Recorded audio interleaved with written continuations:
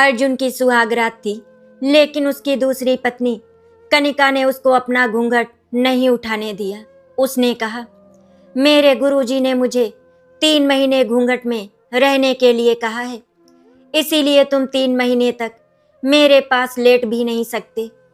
अर्जुन को कनिका की बात माननी पड़ी, क्योंकि कनिका के पिता ने ढेर सारा दहेज दिया था। फिर एक दिन जब कनिका ने अपना घूंघट उठाया तो फिर श्याम प्रसाद अर्जुन सबके गाल पर तमाचा पड़ा।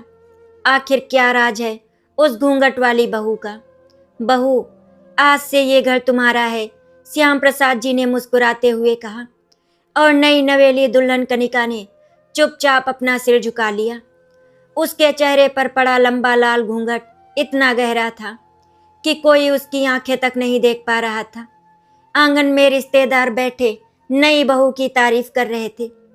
कोई कह रहा था कि बहू बहुत संस्कारी है, तो कोई कह रहा था कि इतने बड़े घर की लड़की होकर भी कितनी शांत है। लेकिन उस घूंघट के पीछे छुपी आंखों में ऐसी आग जल रही थी जिसके बारे में वहां मौजूद किसी इंसान को अंदाजा तक नहीं था। रात धीरे धीरे गहराने लगी। सजा कमरा फूलों की खुशबू से महक रहा था। बिस्तर पर गुलाब की पंखुड़ियां बिछी थी। अर्जुन कमरे में दाखिल हुआ। उसने पहली बार अपनी दूसरी पत्नी कनिका को अकेले देखा था। कनिका चुपचाप पलंग के किनारे बैठी थी। उसका घूंघट अभी भी वैसा ही था। अर्जुन धीरे से उसके पास बैठा और मुस्कुराकर बोला, अब तो अपना चेहरा दिखा दो कनिका, आखिर आज हमारी सुहागरात है। तभी कनिका ने हाथ उठाकर उसे रोक दिया। उसकी आवाज धीमी लेकिन बेहद सख्त थी। मुझे माफ कर दीजिए, मेरे गुरुजी ने मुझे 3 महीने तक घूंघट में रहने का आदेश दिया है। इन 3 महीनों तक ना आप मेरा चेहरा देख सकते हैं और ना ही मेरे पास आ सकते हैं। अर्जुन हैरानी से उसे देखने लगा। उसने हंसकर बात को हल्का करना चाहा, लेकिन कनिका की आवाज में ऐसा कठोरपन था कि वो कुछ बोल नहीं पाया। अर्जुन के दिमाग में गुस्सा उबल रहा था। आखिर उसने इतनी बड़ी शादी की थी। कनिका के पिता ने दहेज में 25 लाख रुपए, गाड़ी और जमीन दी थी। पूरे मोहल्ले में उसकी शान बढ़ गई थी। लेकिन अब वही पत्नी उसे अपने पास तक नहीं आने दे रही थी। वो कुछ कहना चाहता था, लेकिन तभी उसे अपने पिता की बात याद आ गई। इतना दहेज देने वाली लड़की को नाराज मत करना। अर्जुन ने मजबूरी में चुप रहना ही बेहतर समझा। वो कमरे के दूसरे कोने में जाकर लेट गया, जबकि कनिका उसी घूंघट के अंदर शांत बैठी रही। उस शांत चेहरे के पीछे बदले का तूफान चल रहा था। अगली सुबह से ही पूरे घर का माहौल बदल गया। श्याम प्रसाद जी और उनकी पत्नी सावित्री देवी नई बहू की सेवा में लगे रहते। दीप्ति अपनी भाभी के लिए कपड़े निकालती, नौकरानी उसके लिए खाना लेकर आती और अर्जुन भी बिना कुछ कहे उसकी हर बात मानता। कनिका कभी ऊंची आवाज में कुछ नहीं कहती थी, लेकिन उसके आदेश इतने सख्त होते कि कोई मना करने की हिम्मत नहीं करता। वो पूरे घर को अपने इशारों पर चलाने लगी थी। अगर चाय 5 मिनट देर से आती तो वो पूरे घर को सिर पर उठा लेती। अगर खाना उसकी पसंद का नहीं होता तो वो थाली फेंक देती। धीरे धीरे घर के सभी लोग उससे डरने लगे थे। सबसे अजीब बात यह थी कि 1 महीने बीत जाने के बाद भी किसी ने उसका चेहरा तक नहीं देखा था। यहाँ तक कि उसकी ननद दीप्ति भी कई बार कोशिश कर चुकी थी। कभी वो अचानक कमरे में घुस जाती, कभी रात में चुपके से उसका घूंघट हटाने की कोशिश करती, लेकिन हर बार कनिका किसी न किसी तरह खुद को बचा लेती। दीप्ति को अब शक होने लगा था कि जरूर इस घूंघट के पीछे कोई बड़ा राज छुपा है, लेकिन उसे ये नहीं पता था कि वो राज उसके पूरे परिवार की जिंदगी बर्बाद करने वाला था। एक रात कनिका ने खुद अर्जुन को कमरे में बुलाया। कमरे में हल्की रोशनी थी। अर्जुन हैरान था, क्योंकि पहली बार कनिका ने उसे खुद बुलाया था। जैसे ही वो अंदर आया, कनिका ने उसके सामने शराब की बोतल खोल दी। अर्जुन की आंखें चमक उठी। कनिका ने धीमी आवाज में कहा, आज मैं तुम्हें खुश करना चाहती हूँ, आखिर तुम मेरे पति हो। अर्जुन तुरंत कुर्सी पर बैठ गया। कनिका ने खुद अपने हाथों से उसे शराब पिलानी शुरू की। कुछ ही देर में अर्जुन बुरी तरह नशे में डूब गया। उसकी आंखें लाल हो चुकी थी और जुबान लड़खड़ाने लगी थी।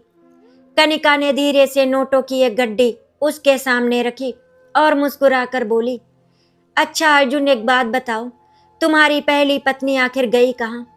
अर्जुन पहले चुप रहा, लेकिन नोटों की चमक और शराब के नशे ने उसकी जुबान खोल दी। वो जोर से हंस पड़ा और बोला, उस भिखारी की बेटी का नाम मत लो।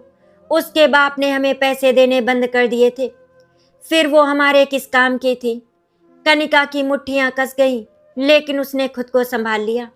वो शांत आवाज में बोली, फिर क्या हुआ उसके साथ? अर्जुन ने एक और पैग पिया और हंसते हुए बोला, एक दिन माँ और दीप्ति ने उसे बहुत मारा। उसके सिर में चोट लग गई और वो मर गई। इतना कहते ही वो फिर हंसने लगा। वैसे हम उसे मारना नहीं चाहते थे, लेकिन उस दिन पता नहीं कैसे मर गई। घूंघट के अंदर बैठी कनिका की आंखों से आंसू बहने लगे, लेकिन उसकी आवाज अभी भी शांत थी। फिर उसकी लाश का क्या किया तुम लोगों ने? अर्जुन ने नशे में लड़खड़ाते हुए जवाब दिया, हम उसे नदी में फेंक आए, किसी को कुछ पता ही नहीं चला। इतना कहकर वो बिस्तर पर गिर पड़ा। उसे बिल्कुल अंदाजा नहीं था कि उसके सामने बैठी औरत हर एक शब्द रिकॉर्ड कर रही थी। घूंघट की आड़ में उसके हाथ में रखा छोटा सा रिकॉर्डर लगातार चल रहा था। उस रात के बाद कनिका का खेल और तेज हो गया। कभी वो सावित्री देवी को भावुक बातों में उलझाकर पुराने राज उगलवाती, तो कभी दीप्ति को लालच देकर सच कहलवा देती। पूरे घर को लग रहा था कि कनिका उसकी अपनी है, लेकिन असल में वो उनके खिलाफ सबूत इकट्ठा कर रही थी। हर दिन उसके पास कोई नया सच आता जा रहा था। धीरे धीरे उस घर की दीवारों में छुपे सारे पाप बाहर आने लगे थे। लेकिन सबसे बड़ा सवाल अभी भी बाकी था, आखिर कनिका कौन थी? उसने इस घर में कदम क्यों रखा था और वो इन लोगों से बदला क्यों लेना चाहती थी? एक सुबह अचानक घर के बाहर पुलिस की कई गाड़ियां आकर रुकी। पूरे मोहल्ले में हड़कंप मच गया। श्याम प्रसाद जी घबरा गए और अर्जुन भी डरते हुए बाहर आया। इंस्पेक्टर ने आते ही कहा, अर्जुन, सावित्री देवी, दीप्ति और श्याम प्रसाद, आप सबको अपनी पहली बहू की हत्या के आरोप में गिरफ्तार किया जाता है। ये सुनते ही सबके पैरों तले जमीन खिसक गई। श्याम प्रसाद जी तुरंत बोले, इंस्पेक्टर साहब, आपको गलत फहमी हुई है। हमारी बहू तो किसी के साथ भाग गई थी। तभी अचानक पीछे खड़ी कनिका आगे बढ़ी। उसने जोरदार तमाचा श्याम प्रसाद जी के गाल पर मारा। पूरा घर सन्न रह गया। अगले ही पल उसने अपना घूंघट हटाया। चेहरा देखते ही अर्जुन की आंखें फटी रह गईं। रागिनी, उसके मुंह से कांपती आवाज निकली। सावित्री देवी के हाथ से पूजा की थाली गिर गई। दीप्ति डर के मारे पीछे हट गई। उनके सामने वही रागिनी खड़ी थी जिसे उन्होंने मरा हुआ समझकर नदी में फेंक दिया था। रागिनी की आंखों में आंसू थे, लेकिन चेहरे पर कठोर मुस्कान थी। उसने अर्जुन के गाल पर भी एक तमाचा मारा और बोली, तुम लोगों को क्या लगा था कि मैं मर गई? अगर किशोर जी ने मुझे उस रात नदी किनारे नहीं बचाते तो मैं शायद सच में मर जाती। अर्जुन के शरीर से पसीना बहने लगा। उसे याद आया कि नशे में उसने खुद सारे राज उगल दिए थे। अब सारे सबूत पुलिस के पास थे। इंस्पेक्टर ने तुरंत सभी को हथकड़ी पहना दी। पूरे घर में चीख पुकार मच गई, लेकिन अब बहुत देर हो चुकी थी। रागिनी दूर खड़ी सब कुछ देख रही थी। उसके चेहरे पर दर्द भी था और सुकून भी। आखिर 3 महीने तक घूंघट के पीछे रहकर उसने उन लोगों का सच दुनिया के सामने ला ही दिया। पुलिस की गाड़ियां जैसे ही अर्जुन और उसके परिवार को लेकर वहां से निकली, पूरे मोहल्ले में सनसनी फैल गई। लोग अपने अपने घरों से बाहर निकल आए। हर किसी की जुबान पर बस एक ही नाम था, रागिनी। पुलिस के जाने के बाद रागिनी धीरे धीरे अपने मायके की ओर बढ़ी। उसके कदम कांप रहे थे, आंखों में आंसू लगातार बह रहे थे।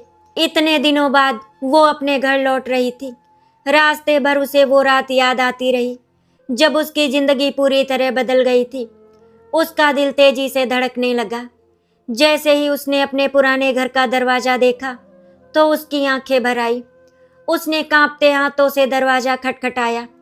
दरवाजा खुला तो सामने उसके पिता राम प्रसाद जी खड़े थे। उनकी आंखों के नीचे काले गहरे घेरे बन चुके थे। 1 महीने में जैसे वो बूढ़े हो गए थे। उन्होंने सामने खड़ी लड़की को देखा और कुछ पल तक समझ ही नहीं पाए। फिर अचानक उनकी आंखें फैल गई। रागिनी।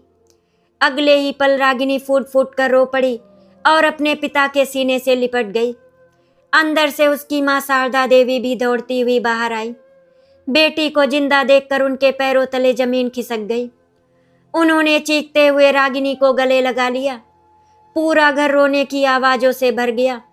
राम प्रसाद जी बार बार उसकी पीठ सहलाते हुए बस यही कह रहे थे, बेटी तू जिंदा है, मेरी बच्ची जिंदा है। शारदा देवी उसके चेहरे को बार बार छूकर देख रही थी, जैसे उन्हें अभी भी विश्वास नहीं हो रहा था। उन्होंने हर मंदिर में जाकर अपनी बेटी के लिए दुआ मांगी थी, हर रात रो रो कर गुजारी थी। आज वही बेटी उनके सामने खड़ी थी, लेकिन उसकी आंखों में अब वो मासूमियत नहीं थी जो शादी के दिन थी। वहां अब सिर्फ दर्द और बदले की आग बची थी। कुछ देर बाद रागिनी ने खुद को संभाला और वो अपने माता पिता के साथ कमरे में बैठ गई। उसकी माँ ने कांपते हाथों से उसके लिए पानी लाकर रखा। रागिनी ने पानी का गिलास पकड़ा, लेकिन उसके हाथ बुरी तरह कांप रहे थे। राम प्रसाद जी ने धीरे से पूछा, बेटी आखिर तेरे साथ क्या हुआ था? ये सुनते ही रागिनी की आंखें फिर भर आईं। उसने गहरी सांस ली और उस रात की पूरी कहानी सुनानी शुरू की। रागिनी ने बताया कि शादी के कुछ दिनों बाद ही अर्जुन और उसका परिवार बदल गया था। पहले तो उन्होंने प्यार से व्यवहार किया, लेकिन धीरे धीरे दहेज की मांग बढ़ने लगी। सावित्री देवी रोज उसे ताने देती, तेरे बाप ने इतना बड़ा घर देकर शादी तो कर दी, लेकिन औकात नहीं थी रिश्ता निभाने की। अर्जुन भी हर रात शराब पीकर उसे मारता। दीप्ति उसे नौकरानी से भी बदतर समझती। पूरे घर में उसकी कोई इज्जत नहीं थी। सुबह से रात तक वो बस काम करती रहती और बदले में उसे मिलती थी गालियां और मार। राम प्रसाद जी ये सब सुनकर रो पड़े। उन्हें याद आया कि रागिनी ने कई बार फोन पर रोते हुए कहा था कि उसे अपने घर वापस आना है, लेकिन हर बार उन्होंने यही कहा था, बेटी शादी के बाद लड़की का घर उसका ससुराल होता है, थोड़ा सहन कर ले। ये सोचकर उनका दिल फटने लगा कि उनकी उसी सलाह ने उनकी बेटी को नरक में धकेल दिया था।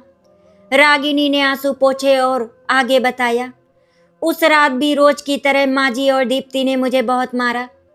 अर्जुन भी नशे में था, उन्होंने मेरा सिर दीवार पर दे मारा।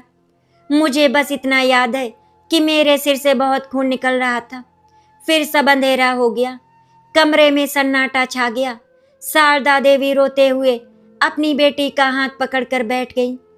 कुछ देर चुप रहने के बाद रागिनी बोली, जब मुझे होश आया तब मैं नदी किनारे पड़ी थी। ये सुनते ही उसके माता पिता की सांसें अटक गई। रागिनी ने बताया कि उस रात अर्जुन और उसका परिवार उसे मरा हुआ समझकर नदी में फेंक आए थे, लेकिन किस्मत को शायद कुछ और ही मंजूर था। उसी समय वहां से किशोर जी गुजर रहे थे। किशोर जी पास के गांव के बुजुर्ग किसान थे। उन्होंने नदी किनारे घायल हालत में पड़ी रागिनी को देखा और तुरंत उसे अस्पताल लेकर गए। रागिनी की आंखों में आंसू भर आए। अगर किशोर जी मुझे वहां ना मिलते तो मैं सच में मर जाती, उसने धीमी आवाज में कहा। किशोर जी ने कई दिनों तक उसकी सेवा की। डॉक्टर ने कहा था कि उसके सिर पर गहरी चोट आई है और उसे पूरा आराम चाहिए। जब रागिनी को होश आया और उसे सब याद आया, तब वो बुरी तरह टूट चुकी थी। उसे लगा उसकी जिंदगी खत्म हो गई है, लेकिन तभी किशोर जी ने उससे कहा था, बेटी भगवान ने तुझे दूसरी जिंदगी दी है, अब डर कर मत जी, सच को सामने ला। उसी दिन रागिनी ने फैसला कर लिया था कि वो उन लोगों को सजा दिलाकर रहेगी, लेकिन ये इतना आसान नहीं था। उसके पास ना कोई सबूत था और ना ही कोई उसकी बात पर विश्वास करने वाला। तभी किशोर जी ने उसे एक खतरनाक योजना बताई। उन्होंने कहा कि अगर सच बाहर लाना है तो उसे दोबारा उसी घर में लौटना होगा, लेकिन एक नई पहचान के साथ। पहले तो रागिनी डर गई। उसे फिर उसी नरक में लौटने का ख्याल ही कपा देता था, लेकिन फिर उसे अपने माता पिता का चेहरा याद आया। उसने सोचा, अगर आज वो चुप हो गई तो न जाने कितनी और लड़कियों के साथ ऐसा होगा। आखिर उसने हिम्मत जुटाई। किशोर जी ने अपने एक पुराने दोस्त की मदद से कनिका नाम की लड़की की झूठी पहचान तैयार करवाई।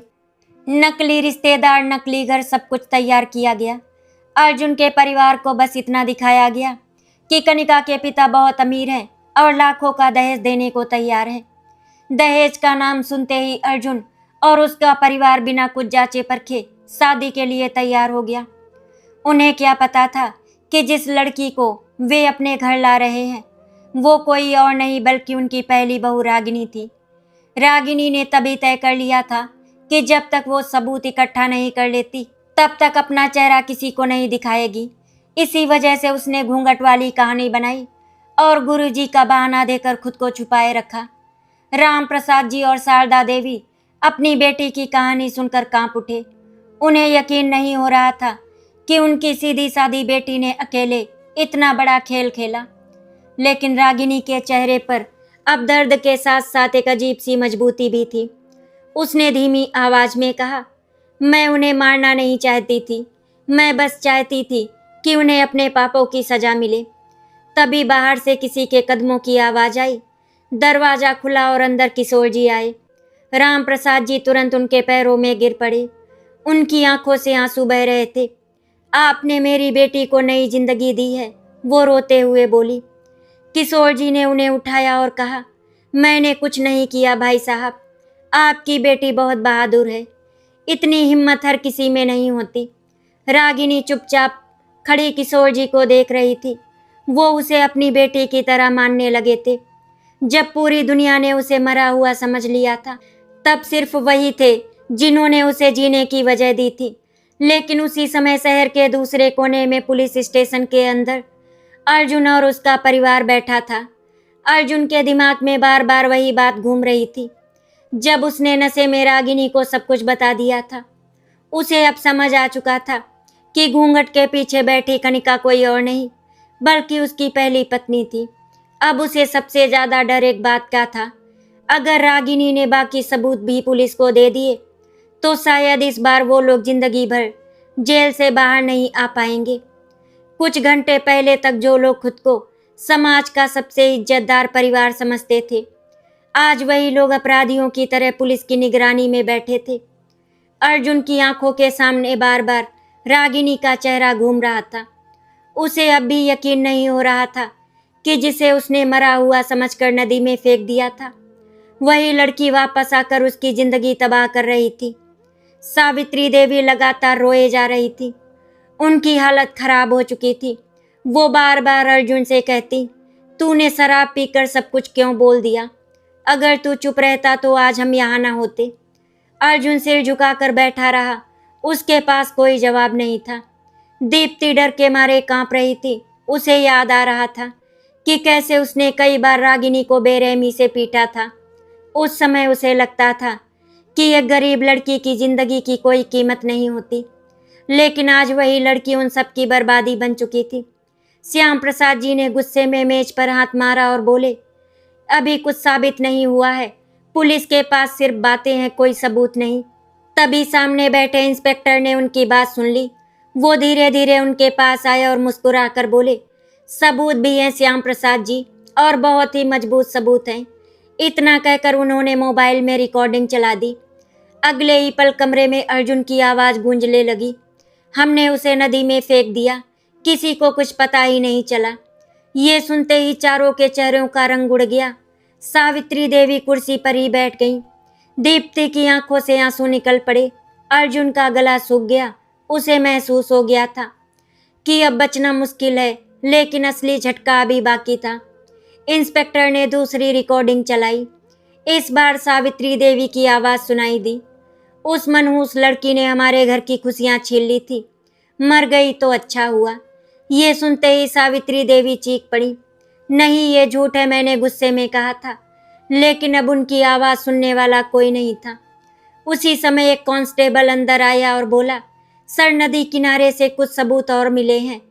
इंस्पेक्टर तुरंत बाहर चले आए। अर्जुन का दिल तेजी से धड़कने लगा। उसे समझ नहीं आ रहा था कि रागिनी ने आखिर कितने सबूत जमा कर लिए थे। अब उसे पहली बार एहसास हो रहा था कि उसने कितनी बड़ी गलती की थी। उधर रागिनी अपने मायके में बैठी थी, लेकिन उसके चेहरे पर कोई खुशी नहीं थी। उसने अपने माता पिता को सब कुछ बता तो दिया था, लेकिन उसके दिल में अभी भी बहुत दर्द था। उसने सच सामने ला दिया था, लेकिन उसके अंदर के जख्म अभी भी ताजा थे। शारदा देवी उसके सिर पर हाथ फेरते हुए बोली, बेटी अब सब खत्म हो गया, अब तू खुश रहे। लेकिन रागिनी हल्का सा मुस्कुरा भी ना सकी। उसने धीमी आवाज में कहा, माँ, कुछ जख्म कभी खत्म नहीं होते। तभी किशोर जी वहां पहुंचे। उनके हाथ में कुछ कागज थे और उन्होंने रागिनी के पिता को वो कागज देते हुए कहा, ये अस्पताल की रिपोर्ट है। जिस रात मुझे रागिनी मिली थी, उसी रात मैंने डॉक्टर से उसकी चोटों की रिपोर्ट बनवाई थी। ये अदालत में बहुत काम आएगी। राम प्रसाद जी ने कांपते हाथों से वो कागज पकड़े। उनकी आंखों में पहली बार सुकून दिखाई दिया। अब उन्हें भरोसा हो गया था कि उनकी बेटी को इंसाफ जरूर मिलेगा। लेकिन उसी रात जेल में बैठा अर्जुन बेचैन हो उठा। उसे लग रहा था कि उसका अब सब कुछ खत्म हो गया। उसे याद आने लगा कि कैसे उसने लालच में आकर रागिनी की जिंदगी नरक बना दी थी। शुरुआत में वो सिर्फ दहेज चाहता था, लेकिन धीरे धीरे उसका लालच इतना बढ़ गया कि उसने इंसानियत ही खो दी। रात के अंधेरे में अचानक अर्जुन को किसी के रोने की आवाज सुनाई दी। उसने घबरा कर इधर उधर देखा, लेकिन वहां कोई नहीं था। उसके माथे पर पसीना आ गया। अगले ही पल उसे वो रात याद आ गई जब उसने घायल रागिनी को नदी में फेंका था। उसके हाथ कांपने लगे। उसने पहली बार महसूस किया कि उसने सिर्फ एक लड़की को नहीं, बल्कि एक इंसान की जिंदगी को कुचल दिया था। दूसरी तरफ दीप्ति की हालत भी खराब थी। वो महिला लॉकअप में बैठी लगातार रो रही थी। उसे भी हर पल रागिनी की चीखें सुनाई देती।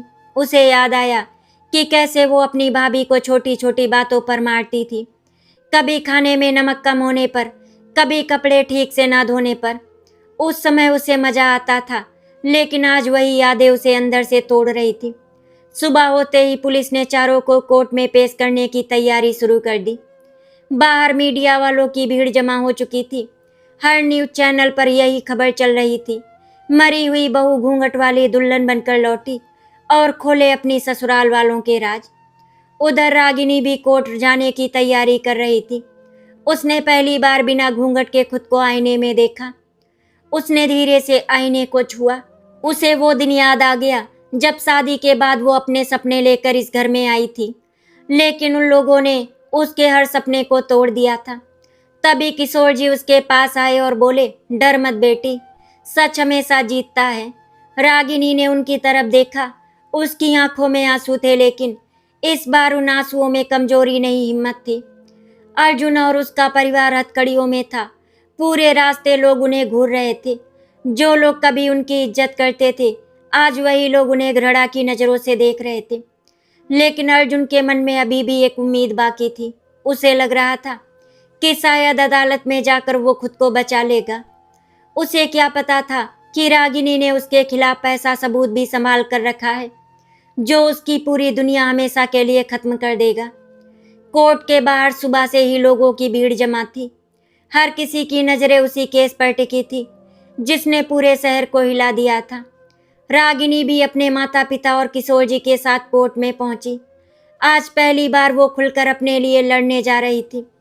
राम प्रसाद जी ने बेटी का हाथ पकड़ा हुआ था। उन्हें अब भी यकीन नहीं हो रहा था कि उनकी सीधी सादी बेटी ने इतना बड़ा सच दुनिया के सामने ला दिया। कुछ देर बाद अदालत की कार्यवाही शुरू हुई। जज साहब अपनी कुर्सी पर आकर बैठे। पूरे कमरे में सन्नाटा छा गया। अर्जुन की नजरें बार बार रागिनी पर जा रही थी। उसके मन में डर बढ़ता जा रहा था। उसे लग रहा था कि आज उसकी जिंदगी का फैसला होने वाला है। सरकारी वकील खड़े हुए और उन्होंने पूरी कहानी अदालत के सामने रखनी शुरू की। उन्होंने बताया कि कैसे दहेज के लालच में अर्जुन और उसके परिवार ने रागिनी को लगातार प्रताड़ित किया, कैसे उसे नौकरानी से भी बदतर जिंदगी दी गई और फिर एक दिन उसे मरा हुआ समझकर नदी में फेंक दिया गया। इतना सुनते ही सावित्री देवी जोर जोर से रोने लगी, लेकिन अदालत में किसी को उन पर दया नहीं आ रही थी। सरकारी वकील ने सबसे पहले वो रिकॉर्डिंग अदालत में चलाई जिसमें अर्जुन नशे में सब कुछ कबूल कर रहा था। हम उसे नदी में फेंक आए, किसी को कुछ पता नहीं चला। रिकॉर्डिंग खत्म होते ही पूरा कोर्ट रूम सन्न रह गया। अर्जुन के चेहरे से पसीना बहने लगा। उसके वकील ने तुरंत कहा, माय लॉर्ड, ये रिकॉर्डिंग झूठी भी हो सकती है। तभी सरकारी वकील मुस्कुराए और बोले, रिकॉर्डिंग के अलावा हमारे पास और भी सबूत हैं। उन्होंने अस्पताल की रिपोर्ट अदालत में पेश की। डॉक्टर की रिपोर्ट साफ बता रही थी कि रागिनी के सिर पर गंभीर चोट लगी थी और उसे नदी किनारे घायल हालत में पाया गया था। फिर किशोर जी को गवाह के तौर पर बुलाया गया। किशोर जी धीरे धीरे आगे आए। उन्होंने अदालत में उस रात की पूरी घटना बताई। कैसे उन्होंने नदी किनारे खून से लथपथ रागिनी को देखा था, कैसे वो मुश्किल से सांस ले पा रही थी, कैसे डॉक्टर ने कहा था कि अगर थोड़ी देर और हो जाती तो उसकी जान नहीं बचती। पूरा कोर्ट रूम खामोश होकर उनकी बातें सुन रहा था। रागिनी की आंखों से आंसू बहने लगे। उसे वो दर्दनाक रात फिर याद आने लगी, लेकिन इस बार वो कमजोर नहीं पड़ना चाहती थी। तभी अर्जुन के वकील ने सवाल किया, अगर रागिनी जिंदा थी तो उसने सीधे पुलिस में शिकायत क्यों नहीं की? उसने नकली पहचान बनाकर दूसरी शादी क्यों की? ये सवाल सुनते ही पूरे कोर्ट रूम की नजरें रागिनी पर टिक गईं। रागिनी धीरे धीरे खड़ी हुई। उसकी आवाज कांप रही थी, लेकिन शब्दों में दर्द साफ झलक रहा था। क्योंकि मेरे पास कोई सबूत नहीं था। उसकी आंखों से आंसू बह निकले। अगर मैं सीधे पुलिस के पास जाती तो ये लोग मुझे पागल साबित कर देते। ये लोग बहुत चालाक थे। मुझे पता था कि सच साबित करने के लिए मुझे इनके बीच वापस आना पड़ेगा। मैं बदला नहीं लेना चाहती थी। मैं बस चाहती थी कि जो दर्द मुझे मिला वो किसी और लड़की को ना मिले। उसकी आवाज़ भर्रा गई। मैं हर रात डर के साथ जीती थी। मुझे हर दिन मारा जाता था। मुझे लगता था कि मैं इंसान नहीं, बस पैसे कमाने का सामान हूँ। राम प्रसाद जी अपनी बेटी की बातें सुनकर रो पड़े। उन्हें खुद पर शर्म आने लगी कि उन्होंने समाज के डर से अपनी बेटी को उसी नरक में वापस भेजा था। लेकिन तभी अचानक अर्जुन गुस्से में खड़ा हो गया। उसने चीखते हुए कहा, ये सब झूठ है। रागिनी ने हमसे बदला लेने के लिए ये सब किया है। उसकी आंखें लाल हो चुकी थी। अगर हमने इसे मारना चाहा होता तो ये आज जिंदा कैसे होती? अर्जुन की बात सुनकर कुछ पल के लिए अदालत में हलचल मच गई। तभी सरकारी वकील मुस्कुराए और बोले, क्योंकि भगवान को शायद आपकी सच्चाई दुनिया के सामने लानी थी। इसके बाद उन्होंने एक और सबूत पेश किया। वो था दीप्ति का वीडियो में दीप्ति अपनी सहेली से बात करते हुए कह रही थी, भाभी तो हमारे लिए एटीएम थी। उसके बाप से पैसे निकलवाने के लिए माँ हर रोज उसे मारती थी। वीडियो देखते ही दीप्ति के चेहरे का रंग उड़ गया। सावित्री देवी कुर्सी पर बैठ गई। अर्जुन की आंखें फटी रह गईं। उन्हें समझ नहीं आ रहा था कि रागिनी ने आखिर कितने सबूत जमा किए थे। जज साहब ने कुछ देर तक सारे सबूत देखे। फिर उन्होंने गंभीर आवाज में कहा, ये मामला सिर्फ एक लड़की पर अत्याचार का नहीं, बल्कि इंसानियत को शर्मसार करने का मामला है। अर्जुन और उसका परिवार अब पूरी तरह टूट चुका था। उन्हें महसूस होने लगा था कि अब शायद बचना नामुमकिन है। लेकिन तभी अर्जुन ने अचानक ऐसी बात कह दी जिसने पूरे कोर्ट रूम को हिलाकर रख दिया। उसने कांपती आवाज में कहा, माय लॉर्ड, इस सब के पीछे सिर्फ हम नहीं हैं, एक और आदमी भी है। ये सुनते ही सब चौंक गए। रागिनी की आंखें सिकुड़ गईं। उसे पहली बार लगा कि शायद इस कहानी में अभी एक और बड़ा राज बाकी है। जज साहब ने गंभीर नजरों से उसकी तरफ देखा और पूछा, कौन आदमी? अर्जुन के होंठ कांपने लगे। उसके माथे पर पसीना चमक रहा था। कुछ पल तक वो चुप खड़ा रहा, जैसे अंदर ही अंदर किसी बड़े डर से लड़ रहा हो। फिर उसने धीरे से कहा, महेश चौहान। ये नाम सुनते ही श्याम प्रसाद जी और सावित्री देवी के चेहरों का रंग उड़ गया। दीप्ति ने डर कर अपने भाई की तरफ देखा। ऐसा लग रहा था जैसे अर्जुन ने कोई ऐसा राज खोल दिया हो जिसे वो लोग हर हाल में छुपा कर रखना चाहते थे। रागिनी भी हैरानी से अर्जुन को देखने लगी। उसने पहली बार ये नाम सुना था। रागिनी के वकील ने तुरंत पूछा, कौन है ये महेश चौहान? अर्जुन ने कांपती आवाज में कहा, वो सूदखोर है, शहर का सबसे बड़ा पैसा उधार देने वाला आदमी। शादी से पहले पापा ने उससे बहुत बड़ा कर्ज लिया था। पूरा कोर्ट रूम ध्यान से उसकी बातें सुनने लगा। अर्जुन ने सिर झुकाकर कहना शुरू किया, हमारे बिजनेस में बहुत घाटा हो गया था, घर बिकने की नौबत आ गई थी। तब पापा ने महेश चौहान से रुपए उधार लिए, लेकिन उसका ब्याज इतना ज़्यादा था कि हम कभी चुका ही नहीं पाए। वो हर महीने पैसे मांगने पर घर आने लगा। फिर उसने कहा कि अगर पैसे नहीं दे सकते तो बहू के मायके से पैसे निकलवाओ। श्याम प्रसाद जी जोर से चिल्लाए, चुप हो जा अर्जुन। लेकिन अब बहुत देर हो चुकी थी। अर्जुन डर के मारे टूट चुका था। उसने आगे कहा, पहले हमने प्यार से पैसे मांगे, लेकिन जब रागिनी के पिता ने पैसे देने बंद कर दिए तब माँ और दीप्ति उसे मारने लगी। महेश चौहान रोज धमकी देता था कि अगर पैसे नहीं मिले तो वो हमें बर्बाद कर देगा। रागिनी की आंखों में आंसू भर आए। उसे याद आने लगा कि कैसे हर बार मार खाने के बाद अर्जुन कहता था, अपने बाप से पैसे मांग। उस समय उसे लगता था कि ये सिर्फ लालच है, लेकिन आज उसे पता चला कि इसके पीछे कोई और भी था।